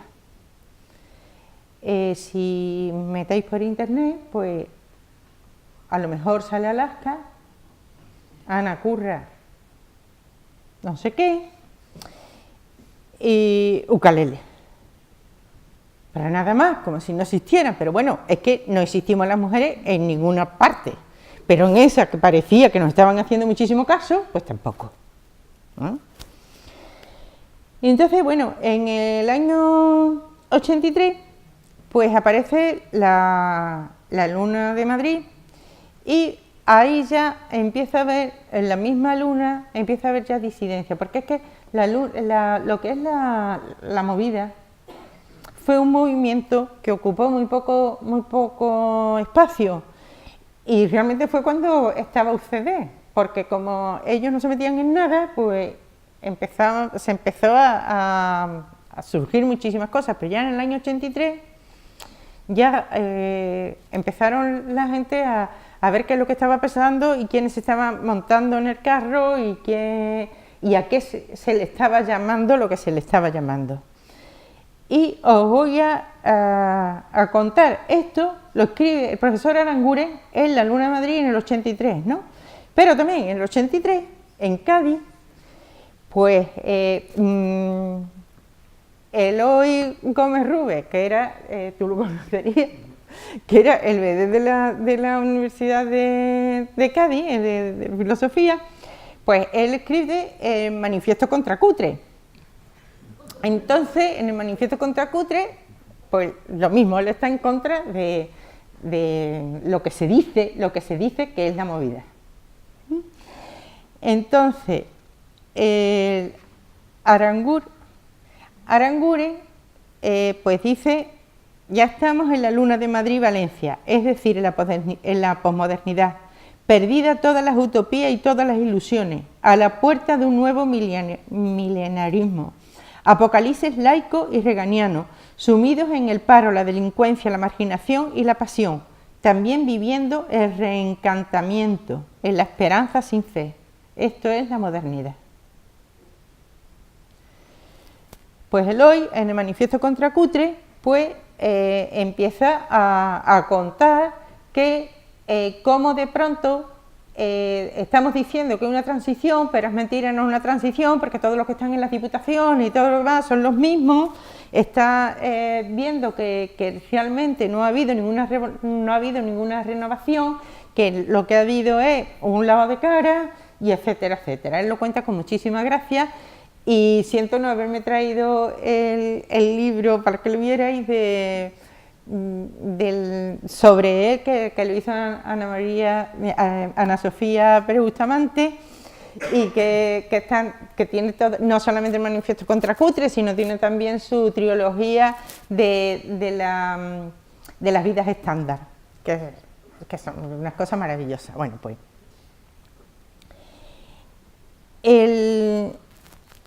los dos, claro, partían de dos puntos de vista diferentes. Aranguren había sido un profesor, un catedrático represaliado y perseguido, y estaba con esto, pero lo que está diciendo Eloy es que la gente, una cosa es el estar haciendo algo nuevo, algo diferente, algo que rompa con las cosas, pero que eso no quiere decir que se tenga que romper, o sea, que se tiene que romper, pero que eso no quiere decir que no se tenga que reconocer los valores que vienen detrás, que él no era tan punky como para eso. Eso es lo que viene a contar. Bueno, pues él, tanto la visión apocalíptica, tanto de uno como de otro, de lo que se supone que era la movida, bueno, ahí en el Manifiesto contra Cutre arremete contra Umbral, que dice que no sabe nada, que no se está enterando de nada de lo que está pasando y todo lo que sea, y bueno, los dos, ya te digo, están desbarrando, pero ninguno de los dos podía prever, como nadie, los cadáveres que dejaría la llamada movida. La cantidad de talento que se quedó en barra y sobre todo, bueno, que murieron de sobredosis, de cirrosis y de sida. Eso es una realidad, ¿no? Pero en ese momento estábamos todo el mundo experimentando y nadie pensaba en eso, y además se pensaba, bueno, un desconocimiento tremendo del asunto, y además se pensaba que realmente éramos libres y podíamos hacer lo que nos diera la gana, hasta matarnos vivos, ¿no? En esa época lo característico fue que empezaron a circular los fanzines. Y los fanzines, ahí sí que se ve una renovación, no de estas cosas que estaban diciendo en el Ateneo, que bueno, que son muy respetables, pero ahí empieza a haber una distinta manera de contar las cosas, en lo que son los fanzines. Y esos fueron incluso antes de la Luna de Madrid. Antes tuvieron esa, digamos, esa apertura de revistas, de papelitos que siguen por ahí, aunque es verdad que algunos llegaban hasta las 30 o 40 páginas. Y bueno, hay muy interesante la participación que tiene Patricia Godes en eso. Ella tenía un fanzine que se llamaba La Pazlote, y ahí ella en el año 82 pues le hace una entrevista a Alaska, que Alaska entonces no era ni conocida ni nada, pero ahí ya es como si dijera que le está poniendo énfasis a unos personajes que entonces no existían, ¿no? Pero ella, Patricia, ha seguido escribiendo, ha seguido publicando, ella es una periodista, ha hecho unos libros como por ejemplo El año en que España se volvió loca y cosas así, y leyéndola ella se ve cómo asciende lo que se llamó movida y cómo baja y cómo se desmitifica y cómo hay unos factores que manejaron a la movida y la hicieron que se destruyera, ¿no? Todas estas publicaciones fanzineras son las que van siguiendo ese itinerario de la movida, porque va contando todas las cosas que se van haciendo, todos los personajes que pululan por ahí, las firmas que aparecen en esos escritos. No son tan importantes sino como la manera de enfocar la realidad y la manera de contar las cosas. La cuestión es que después, cuando la prensa escrita, digamos oficial, habla de la movida, no tiene nada que ver con lo que se cuenta en estos fanzines, claro, porque son unas cosas marginales y demás, ¿no? Como todos los movimientos que salen desde abajo, que los propicia de repente una convulsión que mueve a ciertos sectores de la sociedad, pues nadie sabía qué iba a parar aquello, pero eso es indiscutible, ¿no? La gente, pues nos íbamos a Rocola o a La Bobia o a donde fuera, pero lo que tenía de característico, que eso yo no lo había visto en mi vida, nada más que cuando estuve en Viena en el año 70, y es que en el Rocola lo mismo había gente con cresta, que había gente con el traje camisero y los pantalones de pinza y todas esas historias, ¿no? Y personas que iban allí de cualquier edad, porque a lo mejor estaba tocando su niño, y su niño era, ¿sabes qué? A mí me pasó una cosa, bueno, todo el mundo estábamos viendo a uno que iba con un jersey de pico y un maletín y cosas de estas, y nosotros nos creíamos que era de la secreta, los idiotas que éramos, porque si fuera de la secreta no iría así, pero bueno, nosotros nos creíamos que era de la secreta. Total, para mí lo que me pasó es que un día, o una noche, me dicen que tengo una entrevista en Radio Juventud, me voy a Radio Juventud y de repente me encuentro al hombre del maletín. Y el hombre del maletín era Javier Lostalé, que es un poeta, y que terminaba de la radio y se iba allí a Rocola. Pero nosotros no creíamos que era eso, ¿no? Y bueno, la cuestión que allí es una mezcla de gente que resultaba muy viva, porque no te pedían el uniforme, ¿no? Que eso ocurrió cuando ya la movida se institucionaliza y ya tú eres movida y tú no eres movida. Bueno, la movida, como pasa siempre en estos casos, perdió su carácter espontáneo para convertirse en propaganda. Fue elegida como la demostración de las libertades que propiciaban el cambio político y se empezó a discriminar lo que era movida de lo que no era, para ofrecer una imagen conveniente al mundo occidental. Después de La Luna, de Madrid me mata, del Estar y otras muchas, llegaron otras financiadas por los ayuntamientos, señal de que los movimientos desenvueltos de la movida estaban ya coreografiados y la arritmia del asombro entraba en un compás previsto. Si en un principio la chupa canalla, la gorrilla castiza y la sofisticación de la lentejuela podían convivir e incluso participar en proyectos comunes, de la noche a la mañana, sin saber cómo, se alzó entre nosotros una especie de torre de Babel, y de repente ya no nos entendíamos, porque no era ya de la que bajaba a la bobia con el boatiné a tomarse un churro y luego estaba viendo otra que había estado toda la noche por ahí, estaba con las ojeras ya y la media caída, ¿no? No, es que entre las mismas tribus, digamos, de lo que se supone que estaban las movidas, ya había recelo, ¿no? Y se parceló el paraíso, empezaron las expulsiones, las acreditaciones, las señas de identidad que se mostraban como pintura de guerra. De pronto, el aspecto era prejuzgado y discriminado en uno y otro sentido. La movida se puso de moda en el mundo entero, pero quién y cómo se decidía lo que era y quiénes la representaban. Lo único que estaba claro de que lo que interesaba exportar era lo modernos y felices que éramos con el PSOE, y desde luego las Vulpes no podían ser las mejores representantes de eso, porque las Vulpes estaban diciendo unas barbaridades que tuvieron un juicio y todo y destruyeron de esto, pero es que tampoco podían ser las vainicas doble por el otro sentido. Las vainicas, bueno, las vainicas, voy a decir una cosa, que esto es de José Manuel Caballero Bonar.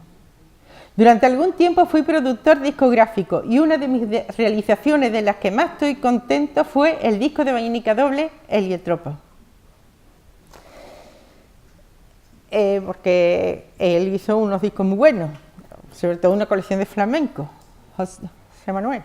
Pues la cuestión es que las vainicas es verdad que parecían de los años 70, pero se les llama la madre de la movida. Muchos músicos de la movida la tenían como maestra, pero como sus canciones tenían una denuncia, aunque fuera muy largo, lo que tú quieras, eso ya no era movida, porque no podía ser movida. Tú no podías estar cuestionando determinadas cosas porque no era el momento, ¿no? Y ellos tienen una canción que se llama Crónica Madrileña, que es como ellas ven la movida, y hacen como eso, como una crónica de la noche madrileña en la movida. Pero bueno, a pesar de eso, y a pesar que era muy admirada y tal, si nos iban a exportar al extranjero, nos iban a llevar una foto de estas dos mujeres, de Elena Santoja y Gloria Van Aerce, porque eso no pegaba, ¿no? Entonces, todos los que eran cantautores ya eran piezas de museo. Y ya se convirtieron, los cantautores en piezas de museo. Los poperos eran unos músicos ya modernos y domesticados. Y los punk y los rockeros eran los molestos también. Entonces, Ana Curra está diciendo que en España había habido dos movidas. Una la light que se ha vendido y otra que no, que es la de García Alice y la mía, está hablando ella, y la de tanta gente que ha estado ahí. Yo siempre he querido estar en el lado salvaje de la movida, el lado del perdedor, el más maldito. Había en Madrid lo que se llamó Rompeola, que era del instituto, que había sido el Instituto de la Juventud, y allí pues se hicieron unos intercambios culturales con Turín-Madrid, Madrid-Turín y Madrid-Milán, Milán-Madrid y Roma, ¿no? Con eso. Y entonces, bueno, pues allí se nos llevó una serie de gente que es verdad que dejábamos a todo el mundo con la boca abierta, porque claro, estaban viendo a Peor Imposible y a Rosy de Palma con esas cosas.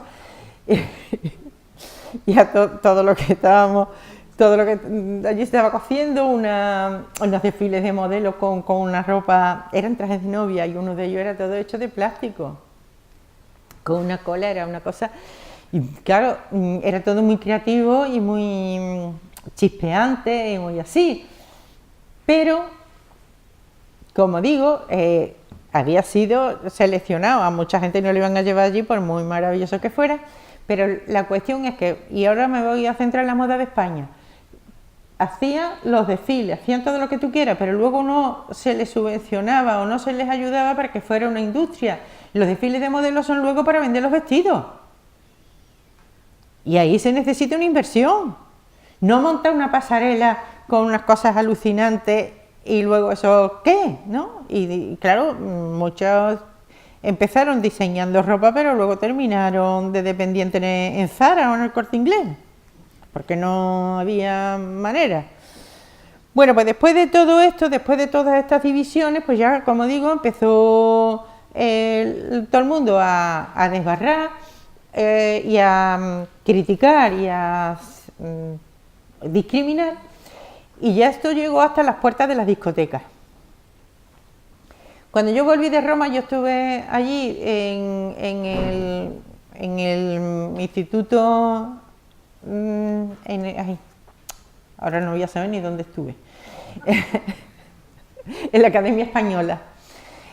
Cuando estuve yo en la Academia Española, pues yo, claro, con toda la idea de ir, no es que había faltado un año, pero todavía tenía yo la cosa. Cuando vuelvo, me doy cuenta que a las discotecas hay que ir, según qué discoteca, vestido de una manera distinta. Y sobre todo, había una cosa que era la cruzada anticalcetín blanco, que todos los varones que iban allí tenían que levantarse el pantalón así, tenía uno el calcetín blanco, y si no lo echaba. Bueno, yo, la verdad, no me entraba en mi cabeza todas esas cosas. Escribí un artículo sobre ese asunto, porque uno tenía que llevar un bolso muy grande para llevar las cosas, y según qué, pues te ponías chapas, si no te ponías los calcetines, o te ponía lo que fuera, ¿no? Tenía que llevar ahí todo un equipaje. Pero bueno, la verdad es que fue unos años muy, muy creativos, y lo malo fue que ese concepto de la movida, cuando se institucionaliza, es cuando ya deja de ser así, ¿no? Dice Tessa Rand, que formó parte de los Zombies con Bonezzi, y que luego hizo un sello discográfico, hizo muchas cosas. Ella lo que dice es que no es que fuéramos libres, que es lo que desde lejos parece que había mucha libertad, no, es que queríamos serlo. Y entonces se buscaba ser libre por cualquier vía, aunque no hubiera ningún tipo de propósito, ni de ningún tipo de pensamiento detrás. O sea, uno lo que quería hacer, lo que nunca hubiera podido pensar que se podía haber hecho, pero claro, se estaba escapando por callejones sin salida. Y luego, eso, cuando se institucionaliza, pues la gente va por esos caminos que le están diciendo que son la libertad, pero realmente, pues ya está, ¿no?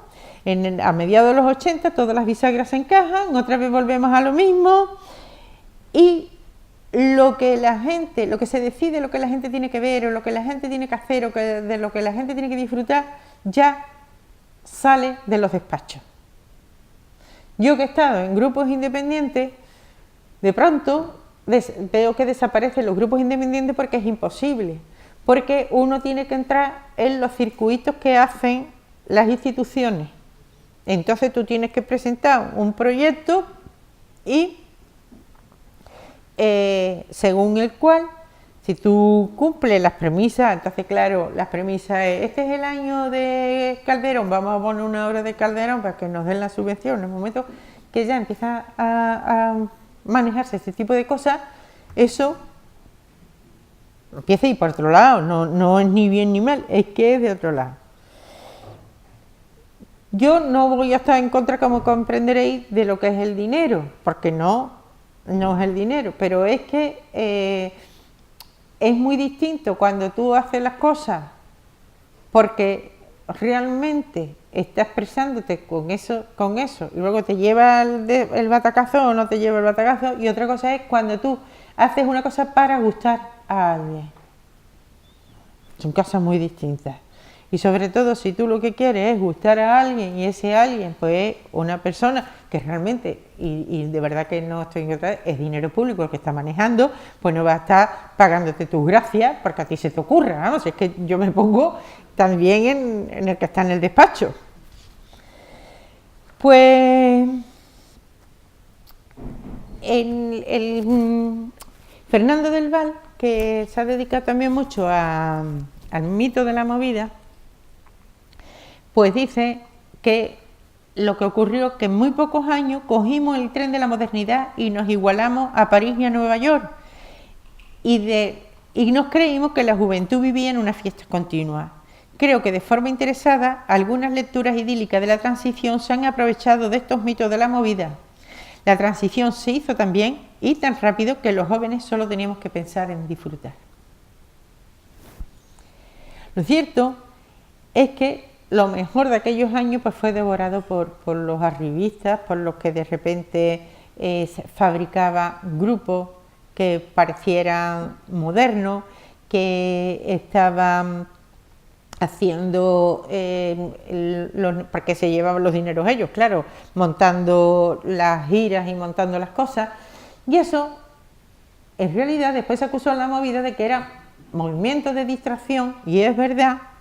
Y eso no tenía la culpa de la gente que en un principio empezó a hacer cosas, eso no lo estaban haciendo para que no pensáramos en cómo se había hecho la transición, ni qué estaban haciendo los partidos políticos, ni cómo se estaban engañando los unos a los otros, eso no se estaba haciendo, pero sí al final eso sirvió para comunicar la idea de que éramos felices.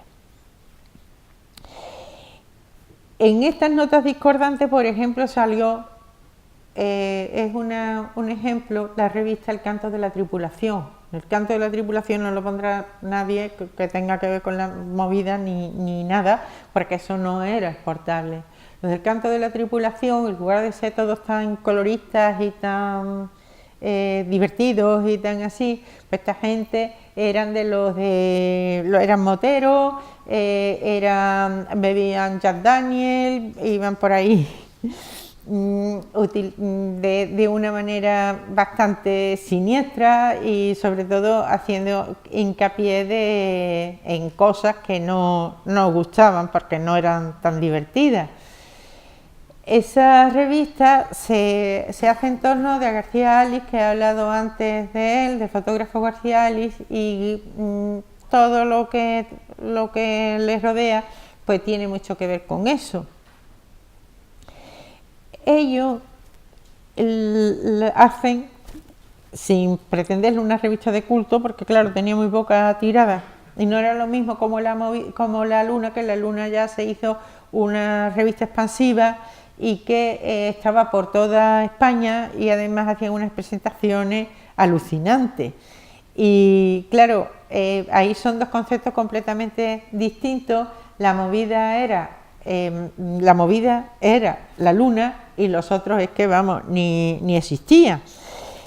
Y la cuestión es que ya en el Canto de la Tripulación ya hay una reivindicación del arte que no sea un producto cultural. Una cosa es el arte y otra cosa es el producto cultural, y muchísimo menos un producto comercial.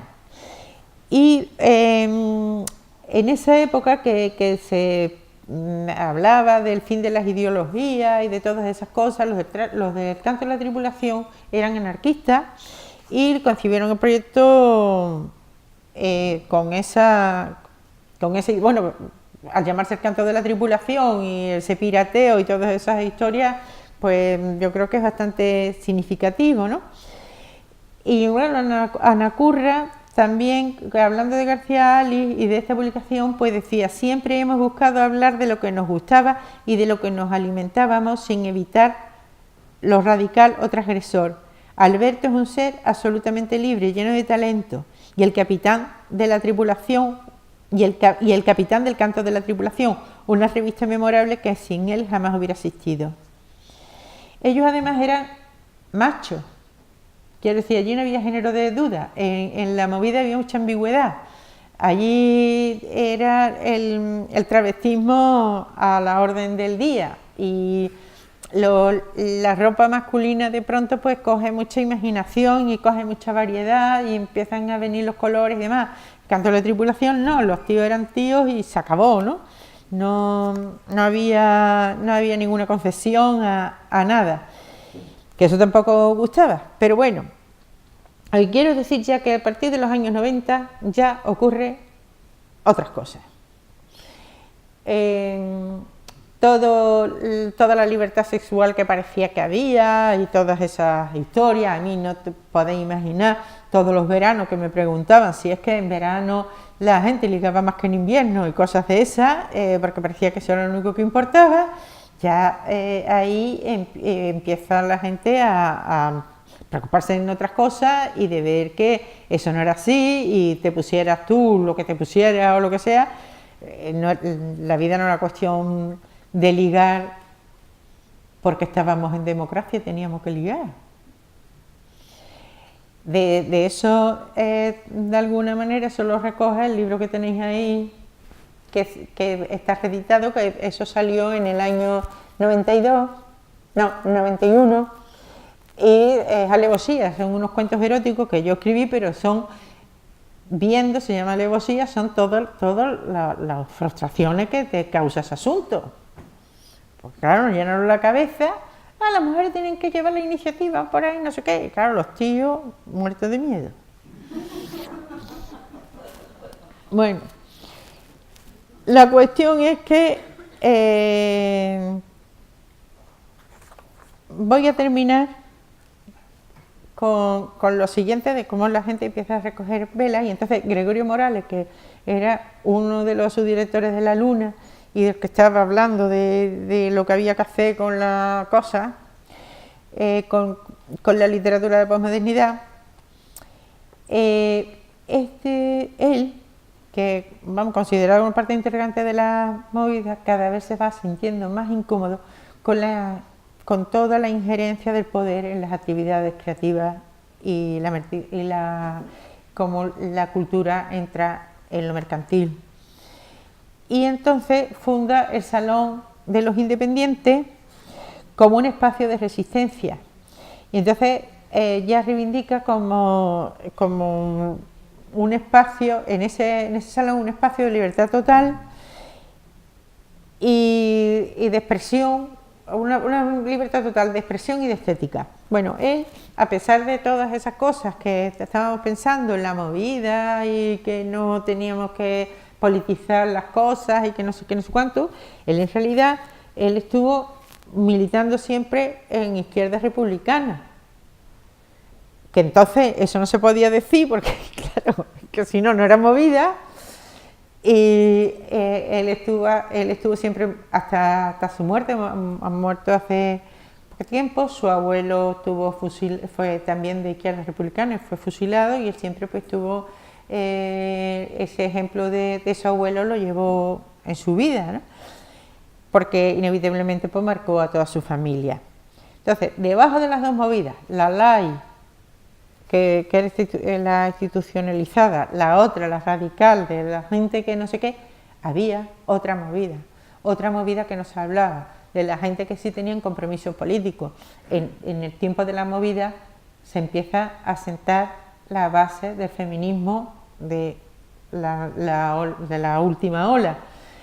Ahí empieza a moverse todo lo que es la objeción de conciencia, que va a llevar a que el servicio militar no sea obligatorio. Se van haciendo otras muchas cosas, que eso está completamente silenciado por todo este bullicio exterior que nos quiere vender. Entonces, bueno,